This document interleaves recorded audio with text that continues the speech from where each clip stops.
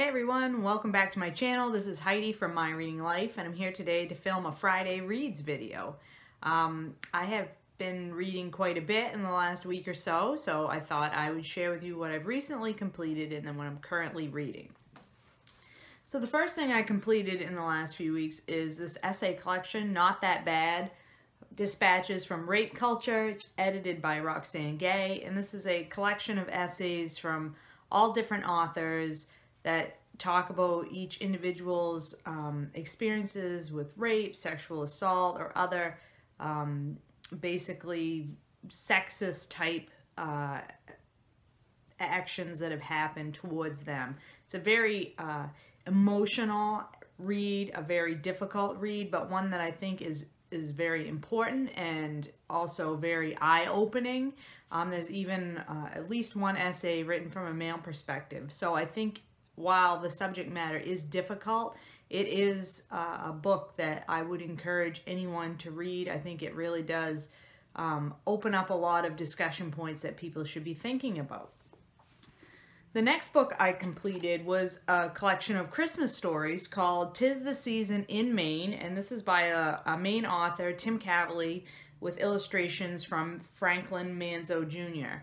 And each of these stories describes a different tradition or just a way of celebrating the holidays in the state of Maine or in New England. The first story is really great. It takes place in the 50s during a snowstorm right before school lets out for Christmas break, and it's all about Tim as a young man, or as a young boy, I should say, and his older brother, and how they experience that Christmas vacation. Great story. And the stories then take place all through the time period between the 1950s and current day. So lots of great stories in here, just a fun read, a really nice way to get ready for the holidays. Highly recommend. I then finished my audiobook, which I discussed the last time I filmed one of these update videos, and that was Columbine by Dave Cullen. This book was excellent on audiobook. I just can't recommend it highly enough. I know it's a difficult subject because it's all about the school shooting that happened in 1999 in Columbine, Colorado, and the high school there. And Dave Cullen basically researched this book for 10 years. He interviewed all the people that were involved, the parents, the police officers, the detectives, the FBI, other members of the community, other members of the school, and just simply got a completely well-rounded. This is definitely from a journalist perspective, this story, and he definitely gets all of his facts in order and lays them out in a very compelling narrative style. And what was interesting the most, I think, to me about this book was how much was gotten wrong by the media when the story first broke. In the hours directly after the incident happening, on the day that it happened, you know, the media began to report on the event and what had happened, and so many things were fixed in place at that time by the media. The idea that these two boys were lone wolves, that they had been bullied by the more popular kids in the school, and that was why they did what they did. All of these things that had been sort of cemented in place by media repetition in the first few hours after the incident occurred were found later to not be true. And so it was really interesting to see Dave Cullen lay out all of these myths about Columbine and then knock them all down one by one by the facts of the case. What ended up coming out after years after the incident happened was all these videos and journals and recordings that the two shooters had left that fully described their actions and why they took them. So really excellent novel. If you like true crime or you like psychological sort of narratives, I think Columbine is really, truly excellent and really it's a really interesting book to read in the current climate because it really shows how the media can get it wrong and then continue to perpetuate a myth because they're all feeding off of one another. And I think we see this in a lot of cases in different in different events that happen today with the media. So truly excellent book, a 5-star read for me. The next book I completed was a middle grade graphic novel, and that is Brave by Svetlana Chmakova. And this is, I believe this author has written other books that take place sort of in a middle school environment graphic novel. I believe the first one was called Awkward. I have not read that book. I picked this one up and didn't really realize that they were connected, and I think that this perfectly stands alone. This story is about Jensen, a young boy in middle school who is just trying to keep his head down and get through it. He doesn't have a lot of friends. He doesn't participate in any activities, and he just wants to make it through the school day without getting teased or made fun of by other kids in his class. And he ends up getting sort of brought into the school newspaper from these two young ladies who need a hand and sort of drag him into it.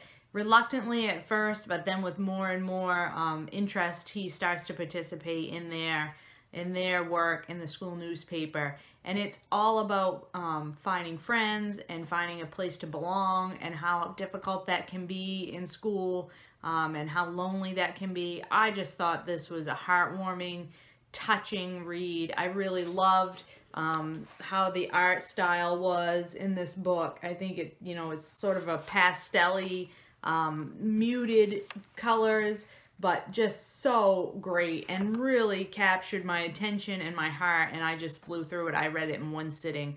Again, highly recommend this book, Brave by Svetlana Chmakova. I then finished I think that was it. Yeah, that was all I finished before Christmas. And then on Christmas, as you will have seen from my book haul that I just posted day before yesterday, all the books that I received for Christmas, I sat down on Christmas evening and read one of those books, and that's Elevation by Stephen King. All of you know by now I'm a huge Stephen King fan. He's one of my favorite authors. I read all of his stuff if I can. And so I knew I was going to read this. This is just a short little book. It's about 140 pages long. And this is not like a typical Stephen King novel. If you don't like Stephen King because you don't like horror or you don't like suspense, don't worry about that. In this book, this is basically just a little short story about a man who is losing weight for no apparent reason that he can tell. And the weight that he's losing does not show on the outside of his body. He stands on the scale and he can see that he is losing a pound or two a day, but from the outside he looks exactly the same. It looks like he hasn't lost any weight at all. And no matter how much he eats or what he does, the weight continues to come off, and he doesn't know why. In the midst of this happening, he's sort of embroiled in a little tit for tat with a neighbor. A gay woman and her wife have moved into the neighborhood, and the folks in this small Maine town don't really know what to do with a lesbian wedded couple in their midst, and he has to figure out how he wants to deal with that and what he's going to do about it in his interactions with his neighbors. So I found this to be heartwarming, but not the best Stephen King that I've ever read. I think if you'd like to try Stephen King, this is an okay story, but this is not anywhere near his best work by any means. Just a cute, heartwarming story to read if you have an hour or so to kill. And then I finished, just last night, I finished an ebook, a reread for me of The Jungle by Upton Sinclair. I had picked this up in December because it is the classic that Robert over at Barter Horde is reading for this month, and I wanted to participate, and I've been wanting to reread this classic novel for a while, and this gave me a good excuse to do so. The Jungle is all about the meatpacking industry in Chicago at the turn of the century, and the horrible, horrible conditions that existed for the workers at that time in that industry.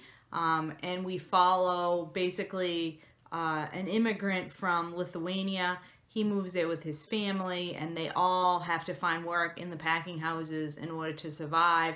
And they just get scammed and cheated, and treated horribly all the way around, from the people that take advantage of the housing situation to the employers at the packing house that just treat these people like slaves and like they're worth nothing more than animals. And then it just the story continues to go downhill, all the horrible things that happen to this family. And it is a challenging read in that it's depressing, all of the bad things that happen to these people, but it's an engaging read. It's not difficult to read in that the sentence structure or the language is not difficult to read. And it's super interesting to read about sort of the labor issues of the time and to compare and contrast them with what's happening in the present day, and the social issues of the time with housing and what society should do or not do to help people who are down on their luck or homeless or don't have enough food to eat. Like, all of those social issues are wrapped up into this novel, and you start to consider, you know, what's morally and ethically, what should society be doing to make sure that everybody has a place to live and enough food to eat, and, you know, all that sort of thing.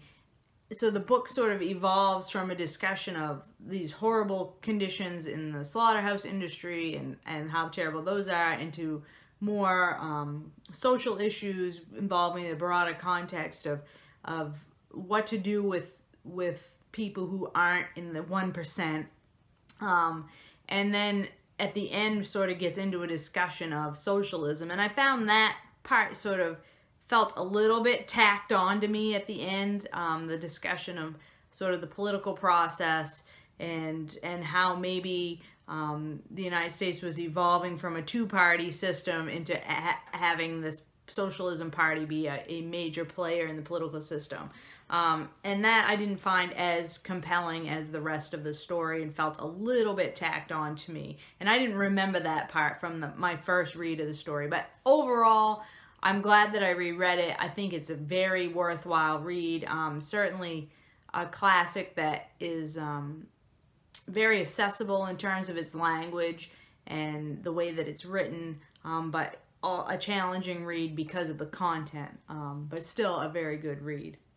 So that's everything that I've read since the last time I checked in with you all. And then I'm currently reading a young adult book. This is Moxie by Jennifer Mathieu.